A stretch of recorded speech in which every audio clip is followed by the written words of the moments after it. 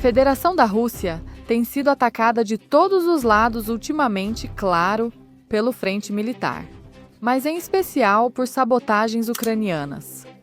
2 caças russos pegaram fogo. Essa questão tem muitos poréns, mas a Ucrânia chegou diretamente a um aeródromo da Federação da Rússia, mas não exatamente com drones. Tudo isso, é claro, responde a fatos muito concretos que estão acontecendo na frente ucraniana. A Ucrânia, ao que parece, atacou um aeródromo da Federação da Rússia, realizando ali um ato de sabotagem. E não só isso, o que estamos vendo é praticamente a queima pública de 2 caças da Federação da Rússia. O que aconteceu tem muitos poréns, e agora nós vamos analisar isso também de forma detalhada. Assim como é claro, vamos recorrer à atualidade no campo de batalha, que é o que precede esses acontecimentos. Seja como for, aí vocês estão vendo eles queimando. E não é o trabalho dos drones da Ucrânia, o que é ainda muito mais grave, se possível, se falarmos efetivamente do efeito midiático. Porque veja, é exatamente isso que o regime de Kiev está buscando agora. Espero que fique claríssimo que é, em primeiro lugar, e em última instância, o efeito midiático. Com o assassinato do tenente-general, sim, e com essas ações de sabotagem. O Serviço de Contra-Inteligência do Ministério da Defesa da Ucrânia publica imagens de mais um exemplo demonstrativo do nível de segurança nos aeródromos militares russos. Isso, além disso, é escrito por uma fonte que às vezes é bastante crítica com a Federação Russa. Nas imagens, algumas pessoas não identificadas se movem livremente pelo aeródromo de Lipetsk. Segundo consta, 2 pessoas ao mesmo tempo sobem nas cabines dos aviões e colocam fogo em um ou mais caças. De acordo com o Serviço de Contra-Inteligência do Ministério da Defesa da Ucrânia, sofreram danos um Sukhoi 27 com o número de matrícula 12 vermelho e um Su-30 com o número de matrícula 82 vermelho. Não é possível determinar o nível de dano causado aos aviões.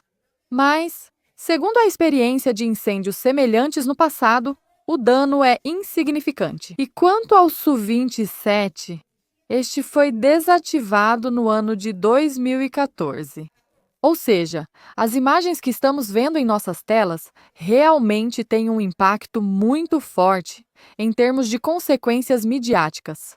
Mas aqui está o que deveríamos entender. Também, a Águia Negra Oficial está destacando isso de uma forma bastante correta. Em termos reais, ou seja, em termos de dano real aos aviões, é realmente só fumaça colocar fogo neles. Bom, isso não vai mudar muita coisa, principalmente se levarmos em conta o fato de que um dos aviões, repito, em particular o Su-27, está desde 2014 praticamente sem voar e já estava fora de serviço. No entanto, o nível de proteção do aeródromo é tal que os invasores não só conseguiram entrar nele, o que pessoalmente me parecem fatos gravíssimos, mas também tiveram tempo suficiente para sentar na cabine, tentar incendiar os aviões e fugir com as câmeras, inclusive filmando os incidentes em questão. Ou seja, estamos realmente falando de fatos sem precedentes realizados pela inteligência ucraniana com o único objetivo midiático de atingir a Federação Russa, muito provavelmente em sua defesa. Vou dizer que eles não estavam cuidando muito bem dos aviões, porque, bom, pelo que parece, pelo menos um deles era quase sucata. O segundo, imagino que a Rússia trataria da mesma forma, por uma razão de características semelhantes, basicamente do mesmo jeito. Mas os efeitos midiáticos também estão aí. E aqui precisamos colocar um pontinho negativo para a Rússia, de dizer, poxa, pois a guerra midiática também precisa ser vencida, porque senão, quem acaba vencendo é o inimigo. E fatos como esse servem para a Ucrânia, e isso devemos ter muito claro, não só para vender uma suposta vitória sobre a Federação da Rússia, que, como você vê, na verdade é uma porcaria. não é vitória nem nada. Mas somado ao que aconteceu com o tenente-general, realmente já parece o fim do mundo em um único dia. A Rússia. Vamos. Deixa passar esses 2 golaços em termos de inteligência militar na Ucrânia. Eles vão tentar vender isso como uma grande vitória. E quanto maior puder ser a vitória desses atos realizados pela contra-inteligência ucraniana, sem dúvida alguma, mais jovens ucranianos, e até mesmo os que não são tão jovens, também irão para a linha de frente, arrastados para essa eterna máquina de moer carne, servindo como carne de canhão, ou seja, mais força restará ao conflito ucraniano e mais vontade terá o Ocidente coletivo de continuar financiando essa guerra que já deveria ter acabado há muito tempo. Ou seja, em parte, esses atos em termos midiáticos realmente têm bastante importância e sim, têm consequências bastante graves. Também é importante entender que não é possível defender todos os aeródromos ou alvos estratégicos igualmente, assim como a Rússia. A Rússia é o maior país do mundo. Tem muitos. Isso também me irrita muito. Desculpem minha franqueza sobre o assunto. Quando aparecem pessoas, geralmente trolls ucranianos, no canal dizendo: Papai. Mas como assim? Como assim? Quando aconteceu o caso de Kursk? Mas como? Se não está defendendo sua fronteira, como é que não está indo? Poxa, homem, pega um fuzil e vai. Vai para a fronteira. Vai cuidar do aeródromo em questão. Quer dizer, vamos ver do sofá. É fácil falar que a Rússia deve posicionar soldados em vários pontos, até mesmo na retaguarda da Ucrânia. Tem que colocar uns 200 ou 300 deles todo dia, e praticamente a cada hora. Mas o recurso humano é limitado, então é preciso realmente apostar e tentar distribuir isso com certa seriedade. Isso, claro, não muda o fato de que esses acontecimentos realmente existem. Afetam a imagem da Federação da Rússia, afetam o sentimento da população. Mas também digo que é preciso ter isso muito em mente. E isso eu digo especialmente àqueles que se consideram amantes da Rússia, amigos da Federação da Rússia, e que tenham tomado partido de forma clara pela Federação da Rússia. Neste conflito, a Rússia, de fato, em mais de uma ocasião, cometerá não tanto erros, mas atos nos quais não será possível defendê-la o suficiente. Ela não pode colocar algumas dezenas de militares em cada ponto. Infelizmente, acontecem fatos como os dos caças, acontecem fatos como os do tenente-general. O importante aqui é manter a constância e compreender que isso acontece porque o inimigo da Rússia está cada vez mais desesperado. São os últimos suspiros de um regime que já se sabe, com certeza, que perdeu, mas não perdeu absolutamente tudo. E é aqui que estamos chegando aos pontos-chave de hoje em dia, pelos quais a Ucrânia está realizando os acontecimentos que acabamos de ver no início desta transmissão ao vivo. Por um lado, temos Bolchansk, que recentemente foi libertada pelas Forças Armadas da Federação Russa, e uma nova aquisição territorial, a região de Bolchansk. Bolchansk, na manhã do dia 22 de dezembro, amanheceu com uma nova área, um novo território, que é a localidade de Vilcha. A Federação Russa ainda não tinha terminado de tomar Bolchansk.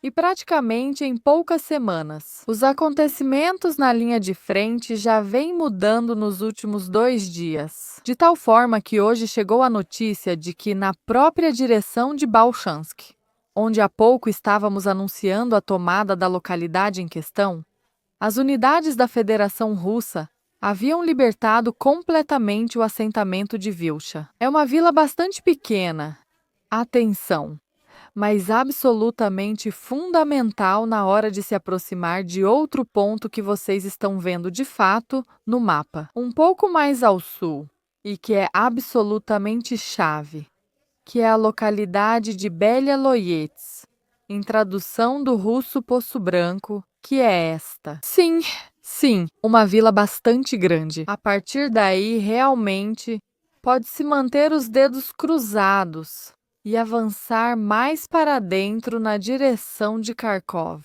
ou seja, Vilcha. Em comparação com Balkhansk, em comparação com Belya-Loyetsk, parece não ter importância. No entanto, representa a porta de entrada da Rússia. Avance cada vez mais e conquiste de fato essa mesma localidade de Belya-Loyetsk, que essa sim é muito maior. E não só isso. Isso de Vilcha não significa absolutamente nada, se lermos o restante do que está acontecendo agora mesmo no campo de batalha. Porque agora a Ucrânia está enterrando ali seus melhores homens de forma absolutamente metódica. E vamos ver isso em seguida. Ou seja, não se trata apenas da direção de Kharkov, mas de todas e cada uma das direções da linha de frente. Aqui, que ninguém se engane. A Rússia está avançando e faz isso com passos firmes. E aqui temos a surpresa das últimas semanas. A direção de Zaporozhye, onde praticamente ninguém esperava avanços tão rápidos por parte da Federação da Rússia. Ali está Gulaypolev. Agora mesmo estão chegando informações de que a Rússia controla uma quantidade enorme de território dentro dessa localidade. Ao que parece, a batalha por Gulaypolev está entrando em uma fase decisiva. Há pouco tempo, em uma ou duas transmissões ao vivo atrás, vamos lá, pouco mais de 24 horas atrás, estávamos anunciando aqui que a Rússia tinha controlado mais ou menos metade da localidade em questão. Vostok, que é o corpo da Federação da Rússia, que está nessa direção da frente, está começando a cercar a cidade pelo flanco norte, enquanto continua a pressão ativa pelo sudeste. Se tudo correr conforme o planejado, a única saída da cidade para as Forças Armadas da Ucrânia será uma única rua, que é a Rua Shevchenko, que está completamente sob fogo das Forças Armadas da Federação da Rússia. E tudo isso acontece enquanto o regime da Ucrânia ainda continua tentando dar seus últimos suspiros em outras localidades da linha de frente. E aqui nós temos isso em particular. Há, de fato, até um vídeo de um Abrams, o primeiro do seu tipo nessa situação, que acabou de chegar à da linha de frente ucraniana. E assim que chegou, foi destruído imediatamente pelas Forças Armadas da Federação Russa. Aí está o Abrams em questão. Esta é a direção de Pakrov, agora já na cidade russa de Krasnoyarsk. Mas a Ucrânia, numa absoluta loucura que ninguém sabe por quê, assumiu o comando do país, aparentemente por algum motivo. Absolutamente, eu diria até louco, inesperado. Não sei. Agonizante ao ponto de acabar até com seus próprios homens. Neste momento, continuam tentando fazer parecer que Pakrovsk ainda está sob controle da Ucrânia. Se analisarmos a tentativa de Zelensky de entrar em Pakrovsk, é uma loucura em termos militares, com um pequeno grupo mecanizado. Bem, na verdade é um plano bastante claro, e alguns dizem até que, em termos da situação atual, é bastante ambicioso. Operadores de drones da Rússia destruíram o primeiro tanque australiano Mi-1 Abrams, perto de Pakrovsk. Aqui estão as imagens com o mapa incluído. Mas é claro, não é só isso. Muito menos temos apenas as imagens fornecidas pela Federação Russa ou as chamadas imagens de controle. O primeiro Abrams de sua espécie que foi destruído pelas Forças Armadas da Federação da Rússia, em uma direção da linha de frente, da qual a Ucrânia já deveria ter se retirado há muito tempo. Aqui estão as imagens e, enquanto isso, o comentário. Parece que os operadores de drones da Rússia destruíram o primeiro tanque australiano M1 Abrams perto de Pakrovsk. Esses veículos chegaram ao país, entraram em combate ao descer dos caminhões e, olha, não tiveram muita sorte. Anteriormente, a maior parte dos tanques fabricados nos Estados Unidos havia sido perdida pela Brigada número 47, Magura das Forças Armadas da Ucrânia. Este é um episódio bastante interessante que demonstra que Syrsk está ficando lentamente sem opções de inteligência. Pressão tanques armados e a região de Pakrovsk estão começando a implantar cada vez mais e mais unidades mecanizadas. Claro, já vemos qual é realmente o final disso. No campo de batalha, estão enviando cada vez mais forças, incluindo assaltos mecanizados, com reservas acumuladas antes. É uma grande incógnita se informam a ele sobre os prazos de sobrevivência da tecnologia nesta área. Outra fonte da Federação da Rússia também fala sobre a situação de Pakrovsk. Desde a nossa previsão até o primeiro ataque de Sirsk, com um grupo mecanizado, realmente não passou muito tempo. Pode-se dizer que essa foi uma tentativa bem-sucedida? Na verdade, não. Pode-se dizer que haverá mais tentativas de ataque. Mas é mais não do que sim. Agora, Sirsk precisa se esforçar ao máximo para se manter ao máximo em Pakrovsk. E nesse sentido, há uma fonte que me parece especialmente interessante, que escreve de fato o seguinte: trata-se de uma situação na qual Sirsk poderia, de fato, ser atribuído até mesmo um plano realmente ambicioso. Por que ela diz isso? Bem, em essência, essa é uma estratégia crítica. Não se tratava tanto de uma incursão ou de uma ação pontual, mas sim de uma tentativa de abrir um corredor estreito, com a intenção de posteriormente introduzir infantaria e ampliar a brecha. Essa é uma tática que, de fato, temos visto muito no campo de batalha, utilizada tanto pela Rússia quanto principalmente pelas Forças Armadas da Ucrânia. Aqui, na Operação Militar Especial, em alguns pontos-chave, isso foi praticamente o pão nosso de cada dia, em determinado momento. Em essência, essa é uma estratégia clássica, escreve a fonte. A maquinaria abre um setor, cria uma espécie de janela e depois a infantaria precisa entrar, se firmar e então o setor é expandido. Fundamentalmente novo, acrescento por minha conta, pois quem realmente atuava na área já tinha visto isso. Exatamente o mesmo que, de fato, a Ucrânia está tentando fazer na frente de Kupiansk. Exatamente o mesmo que Drapati está tentando fazer lá. Só que lá a escala das forças e a intensidade das tentativas são bem menores. A diferença está em outra coisa. Sob Pakrovsk, Sirsk age com mais cautela e utiliza recursos limitados. Isso indica que a direção é importante para ele, mas não é uma prioridade tão alta a ponto de queimar ali as últimas reservas. Ver onde e como a defesa russa responde, quais setores podem ser penetrados. E a tentativa esbarra imediatamente em um fracasso de jogo.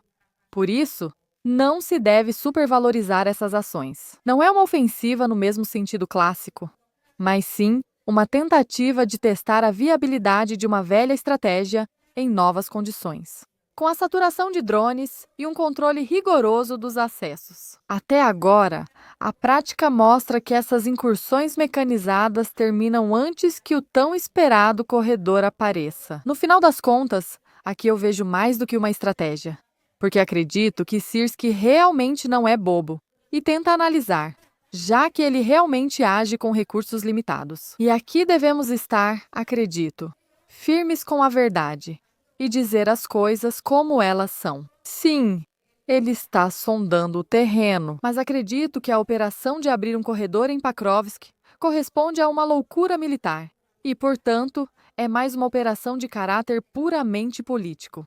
São ordens de Zelensky?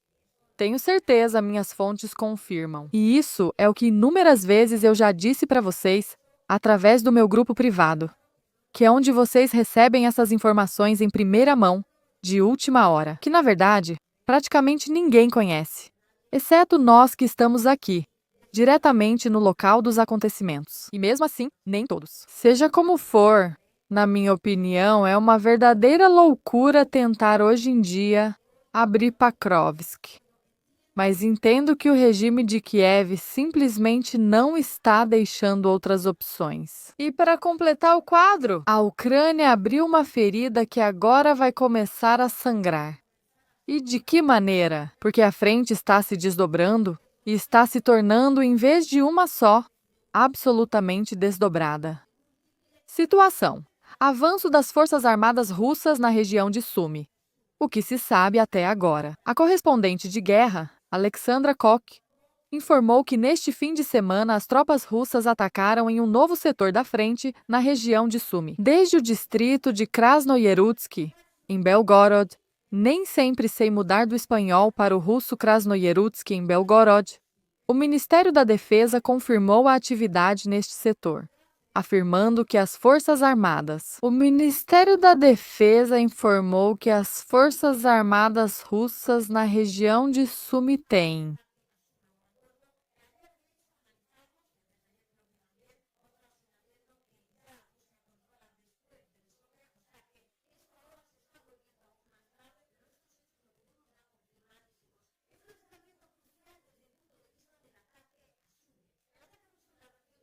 O Ministério da Defesa informou que as Forças Armadas russas em Sumy se desdobraram ao longo de toda a fronteira russa.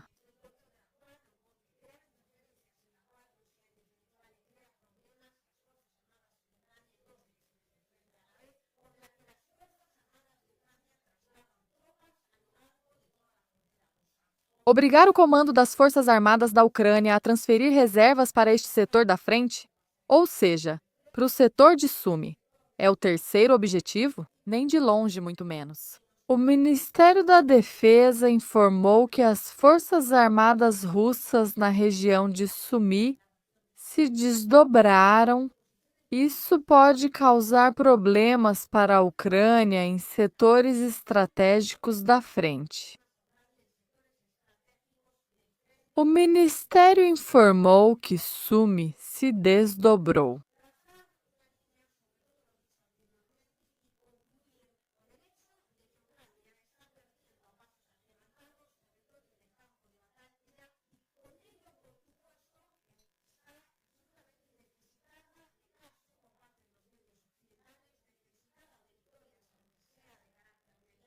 O Ministério da Defesa informou que as Forças Armadas russas em Sumy.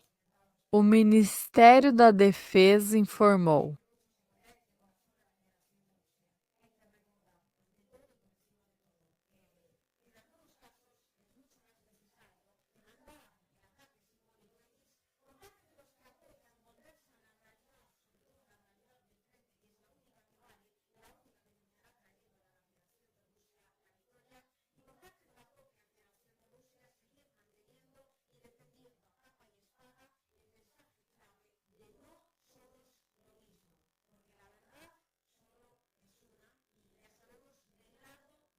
Sumy se desdobrou, informou o Ministério da Defesa. As Forças Armadas russas na região de Sumy se desdobraram.